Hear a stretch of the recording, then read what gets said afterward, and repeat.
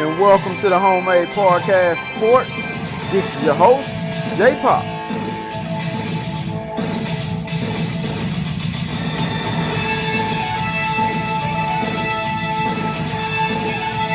And welcome back to the Homemade Podcast of Sports with your host, J Pops.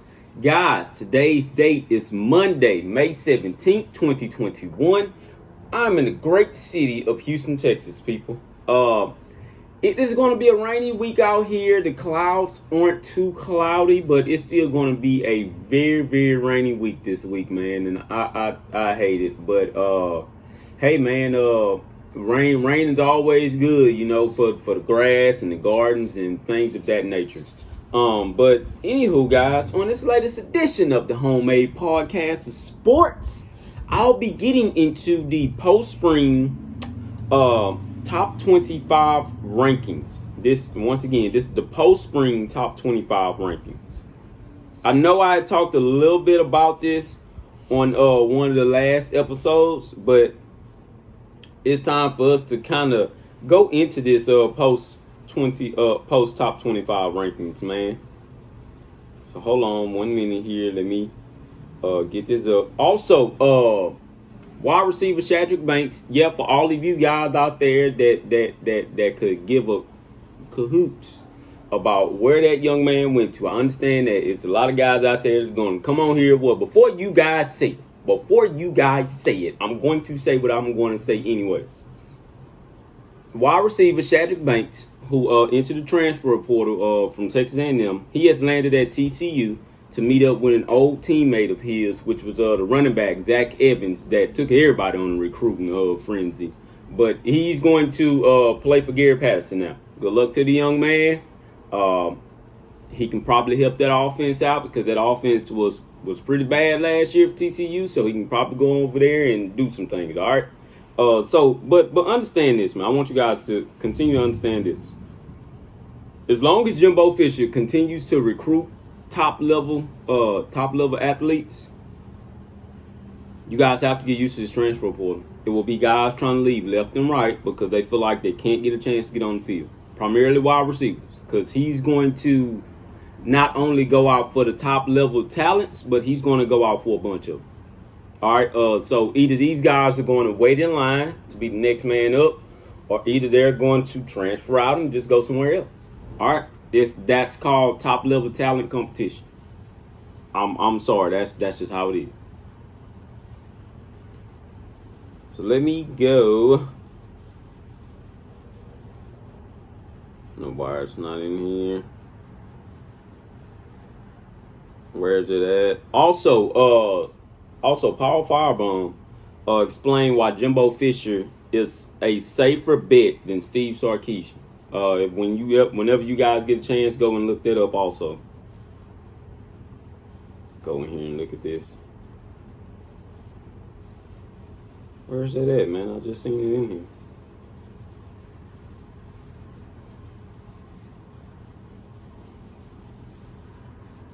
Could have sworn I just seen it in here. You guys give me 1 second. My apologies to you guys. Go back in here.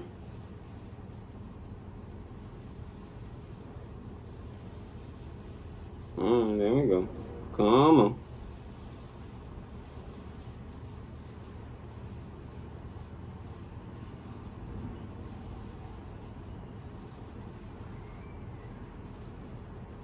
Where's top 25 at now?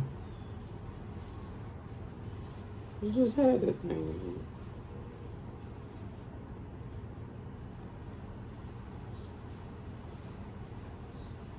Well, let me look it up like this.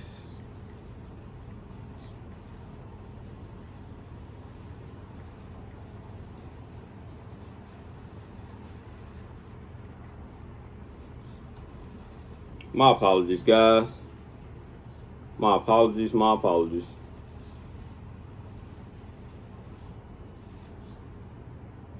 Now, this was right on in here.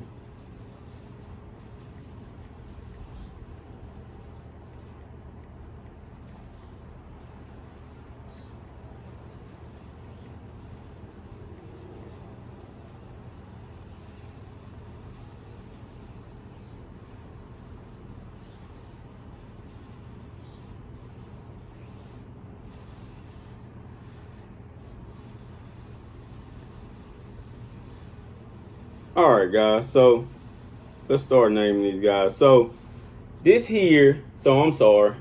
Please forgive me on that. But also, guys, before we just go deep into it, please forgive me on that once again.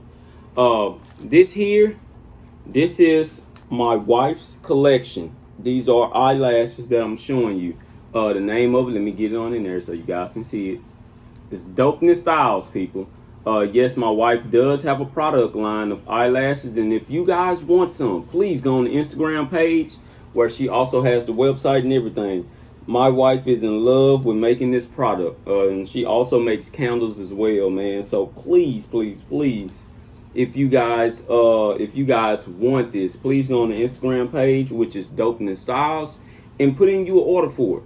Please do not get me wrong on that. I do not know the price of these, and I do not want to just say the wrong price, okay? So, but on her Instagram page, which is Dopeness Styles, once again, and put it in there, she sells eyelashes, okay? If you guys are interested, please go on the page, all right? Please do. She is in love with these things, man. She is in love with making these.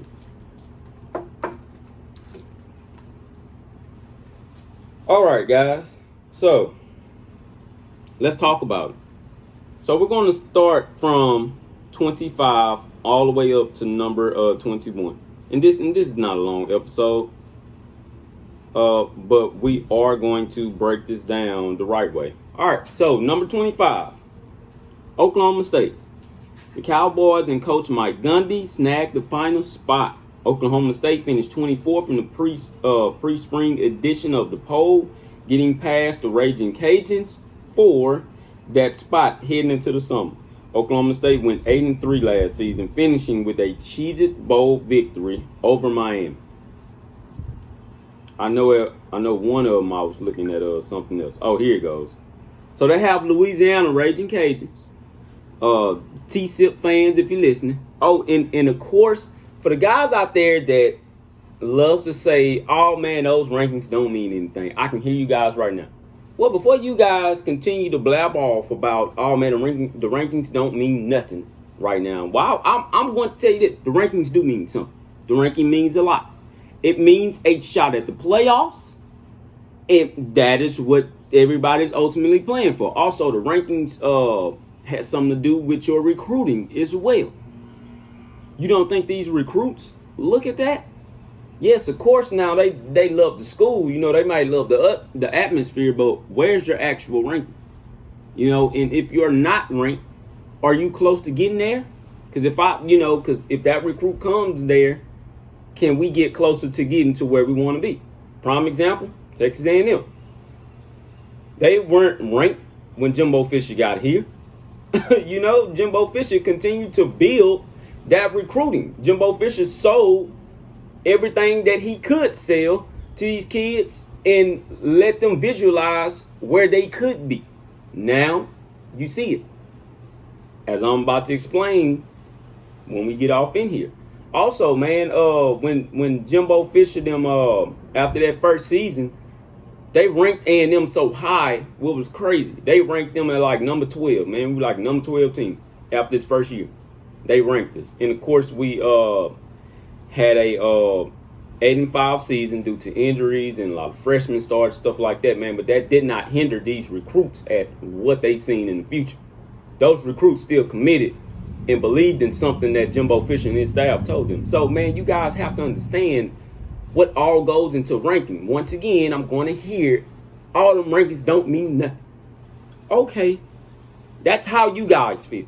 That is how you guys feel. Me personally, I don't feel that way. I feel like rankings does matter.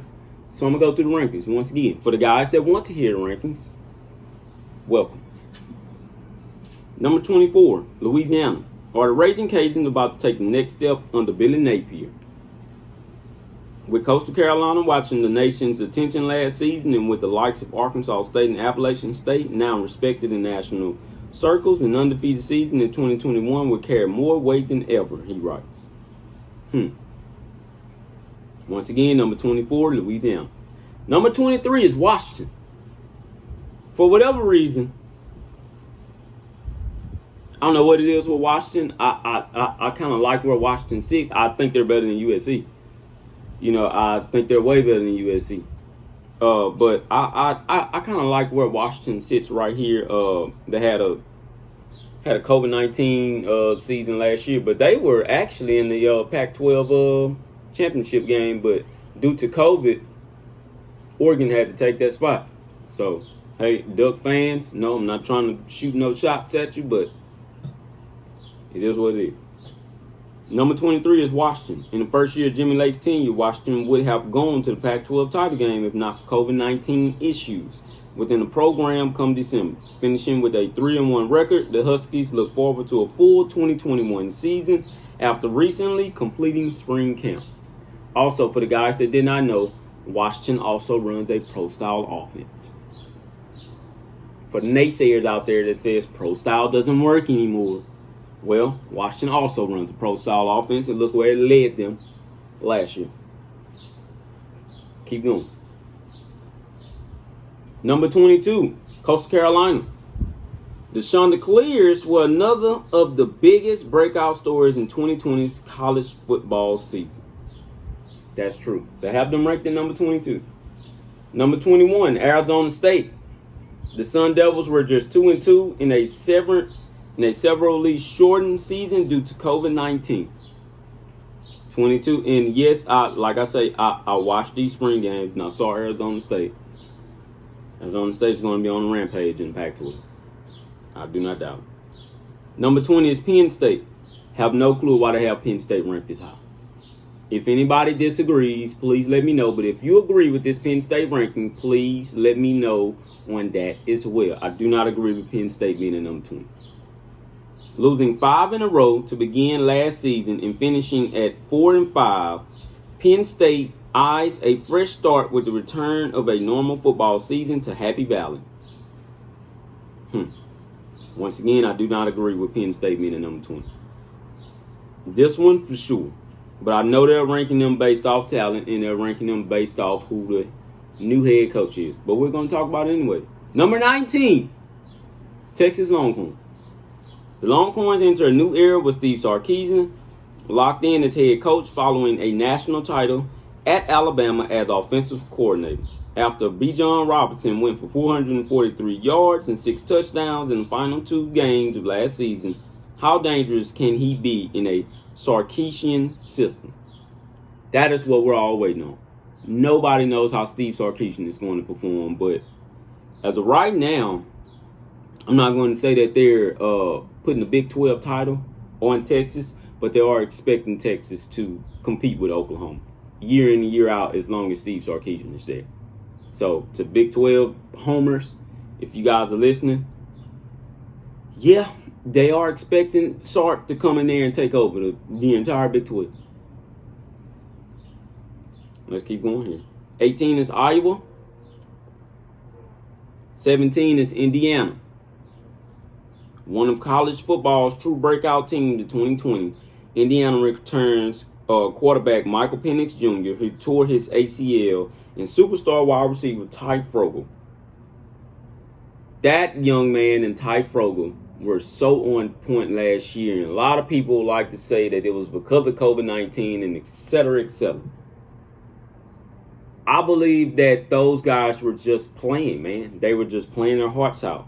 They almost beat Ohio State. They almost came up with an upset down there in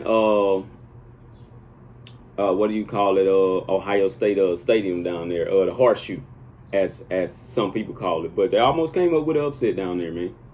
Almost. So be looking for Indiana to probably take a slight step back, but I don't see them taking a huge step back. Number 16 is Wisconsin. The Badgers and new starter Graham Mertz got off to an explosive start last season and finished 4-3 on the season with Duke Mayo bowl victory over Wake Forest. For whatever reason, I see Wisconsin winning a Big Ten West again.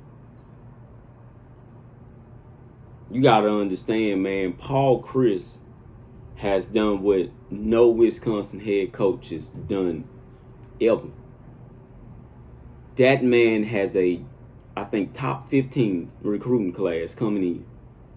That has never been done at Wisconsin. I don't see him leaving Wisconsin. I see him actually staying there for about 20 years. And probably dominating the Big Ten West for about 20 years. Well, for about 10 more years at least.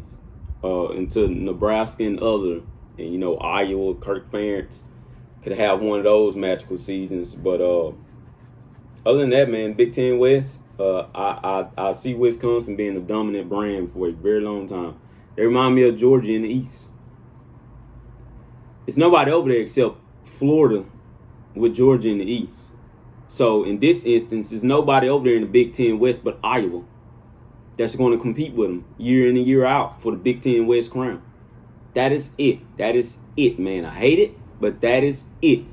Minnesota may have one of those seasons again. You cannot sleep on that team. Nebraska, everybody around the country is just waiting for them to do something. Just do something. But until then, Wisconsin owns that division. We all know that. They own it. Let's keep going here. 15 is Miami. While the Hurricanes also return as season starter to quarterback with Heisman potential, Derek King heads into 2021 with questions following his torn ACL in the Cheez-It Bowl. For anybody who didn't know, and I'm pretty sure you guys do know, for that big college football weekend to start off the season, Miami will be playing Alabama. They will be playing in Atlanta, I believe. So it all depends on how that first game goes, because we know when guys play Alabama for whatever reason, man, and we're just talking about the out-of-conference games. Whenever guys go up against Alabama and they lose that game by probably 2 or 3 touchdowns, their season turns into a disaster. I have no clue why that happens, but just be paying attention to that game. Miami fans, if you're listening, please be watching out for that game, but you guys are going to have to sell out this stadium. You guys are going to have to show up and be the support. You're going to have to, because Miami is going to need it. I'm going to tell you right now, those guys in Tuscaloosa will be there front and center. All right, so let's keep going here. 14 is USC. Once again, I do not believe in Clay Hill.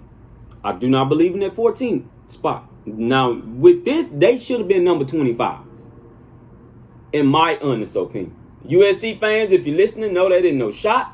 But most of you guys, I'm talking about 80% of you guys, the fan base, y'all believe me on that. This is a 25 at best ranking team. Clay Helton, that guy has never been good. He has never been good to me. He's never been good. Y'all better not bring up that Sam Darnold seat. Because as you can see, Sam Darnold in the NFL, and a lot of that blame can't be placed on Sam Darnold himself, because he was surrounded by not so much talent at all. But come on, man. Clay Helton is not a good head coach.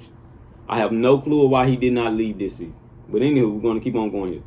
Number 13 is LSU.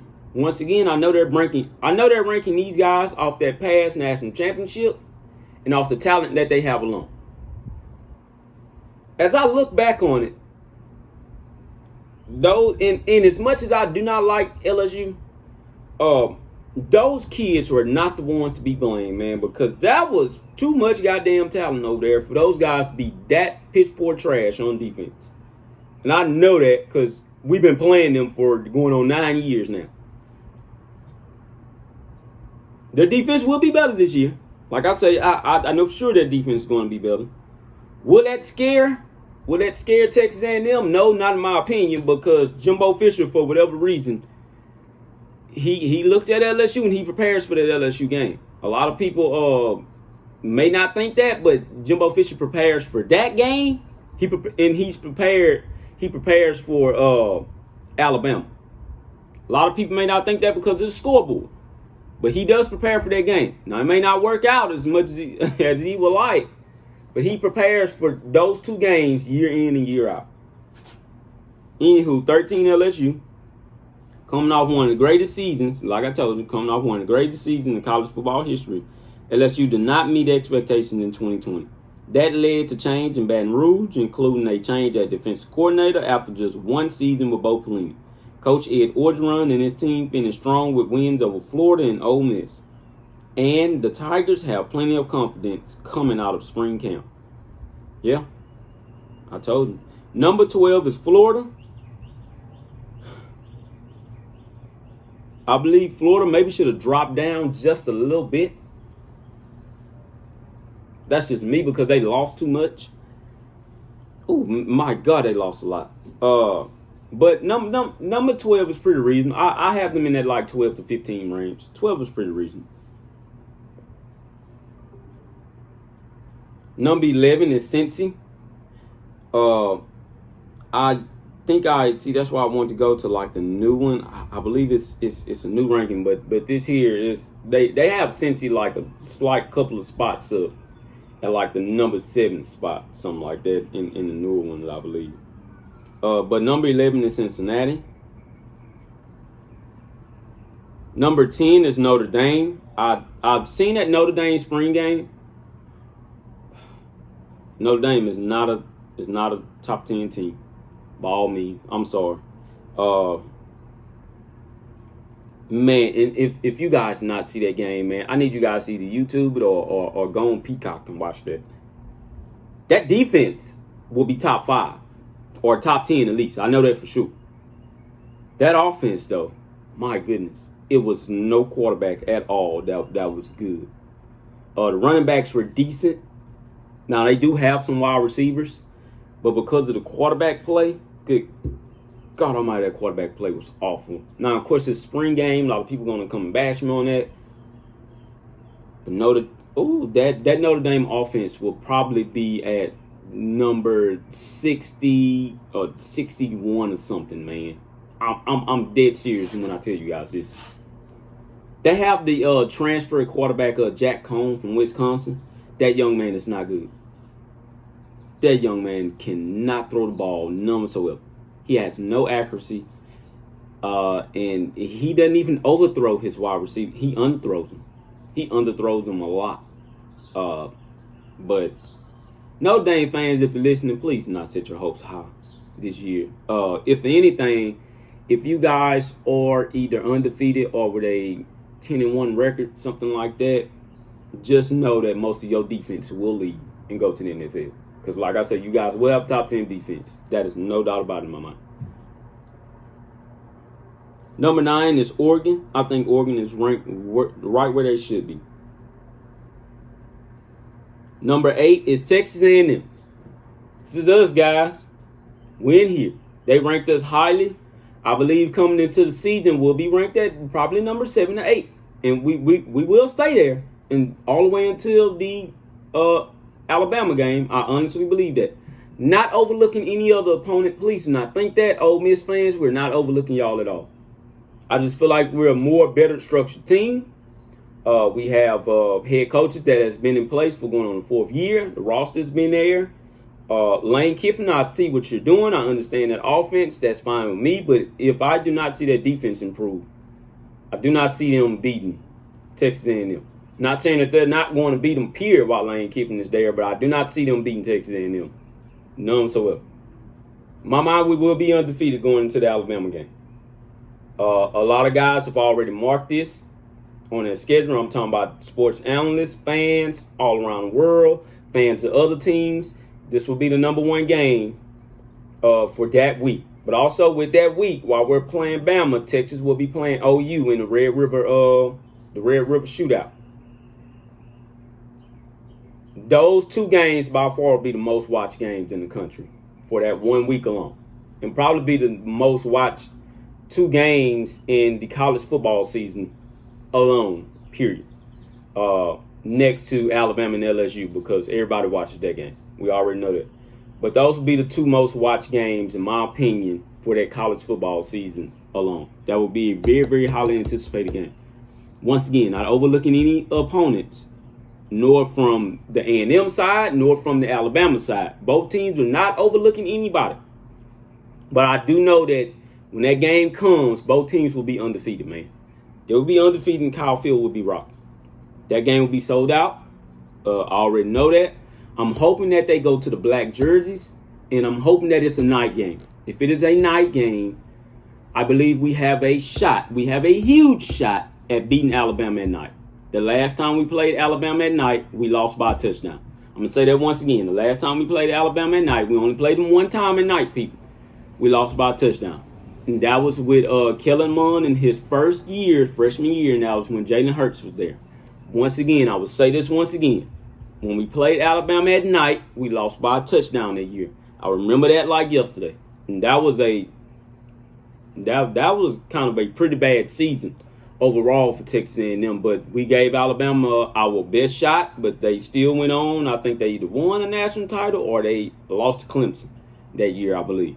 But we did lose by a touchdown. Like I said, that was a night game at Kyle Field. That stadium was rocking. I'm hoping that it's another night game, primetime night game, and we come out there in black jerseys. I would love to see that look one more time. We only wore it one time. I would love to see that look one more time. And them fans, if you agree with me, please drop the comments down below and let me know what you guys think. But we are coming with number 18. I'm having trouble hearing you. Number 7 is North Carolina. Like I say, this is kind of like one of the old post-top 25 rankings, but they do have a new one out. I could not find it for whatever reason, but I think they have North Carolina like number 12 now. Number 6, Iowa State. Iowa State has not changed rankings. People are banking big on Iowa State to either win a Big 12 championship or get there for the second time in a row and go against Oklahoma once again. I'm going to say that once again. People are banking on Iowa State to either get to the Big 12 title game and win it or lose it to Oklahoma. People are banking on Iowa State, man. They are banking on them once again. Iowa State fans, just know that, hey, the time is now. Number 5 is Georgia. Georgia deserves to be there. They, by far, have the number 1 talented team in the nation for the second year in a row. Yeah, for the second year in a row, I know for sure, but they have the number 1 talented team again, second year in a row. See, the number Alabama, I know for sure. Number 4 is Ohio State. Ohio State deserves to be right there, and they're going to stay there until somebody else in the Big Ten has something to say about it. Number 3 is Clemson. They deserve all rights to be right there. It could be a toss-up with them in Ohio State, but Clemson is at number 3. Number 2 is Oklahoma. I'm going to say that once again. Number 2 is Oklahoma. Oklahoma fans, if you're listening, I agree with it. Like, I sat there and I watched that Oklahoma spring game. That is by far one of the fastest Oklahoma teams I've ever seen. And Bob Stoops had some good ones. I'm an A&M homer all day long. But that's by far one of the fastest Oklahoma teams I've ever seen, period. That offense and defense is fast. That defense will be a top 25 defense. I have no doubt about it. That offense will probably be number 1 in the country. I have no doubt about that. Like I say, once again, that's one of the fastest Oklahoma teams I've ever seen. They have speed everywhere. That makes no sense. That's ridiculous. I expect Oklahoma to just run through the Big 12 this year. Big 12 fans, if you're listening, do not take that personal, but I expect Oklahoma to run through the Big 12. Until somebody can slow them down, which is probably Iowa State, I do not expect Texas to give them a game. Not the first year we saw it. That's me. I expect that game to probably be a blowout, because I know they will be coming. But that Oklahoma team is fast, and that's why they have them ranked at number 2. If you guys did not watch that spring game, go on YouTube, check it out. That team is fast, man. They're probably one of the fastest teams in the country. And I know they are. Number 1 is no other than Alabama Crimson Tide themselves. Once again, number 1 team is Alabama Crimson Tide. It's no doubt that they deserve that number 1 ranking. Do I believe this team will be talented like the team from last year? No, I do not. I do not, man. I believe that team just had way more talent. I understand everybody likes Bryce Young. I like him too, people. Hey, once again, I'm an A&M homer at the end of the day, but I saw the young man when he was recruited. But I also saw Haynes King when he was recruited. Now we're talking about quarterback versus quarterback here. Haynes King was also a 5-star. I keep on telling you guys that. They just took it away because his senior year dropped off because of the simple fact that everybody left.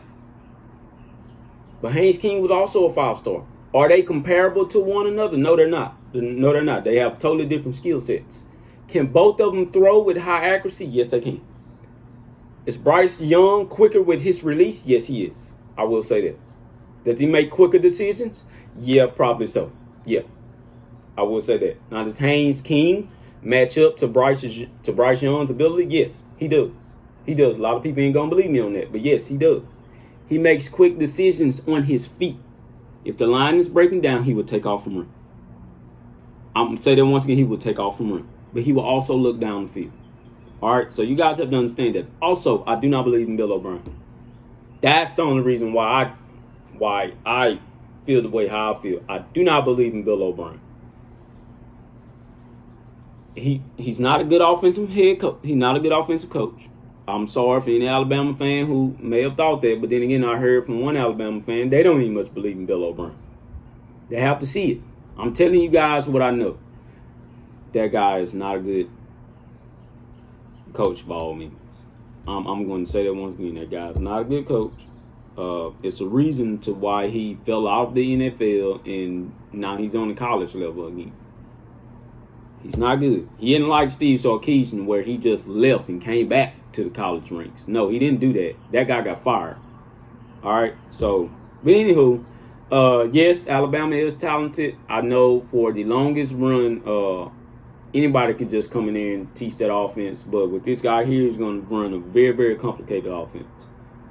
It takes time to learn this offense. I'm sorry. It takes time. Also, the wide receivers that Alabama has this year, and I understand you guys got to transfer. I don't see Alabama wide receivers being like the wide receivers that we saw for 2 years straight. 3 years. Yeah, about 3 years straight. I do not see that combo package. All right. Ajayi, yes, I will be looking for him. I don't expect him to be that much of a whole breakout player so far as like Jalen Waddle was. John Mechie, yes, we already know him by now. He's good, but once again, he's not like that. He's not like that combo package of wide receivers that we've seen Alabama have for 3 straight years.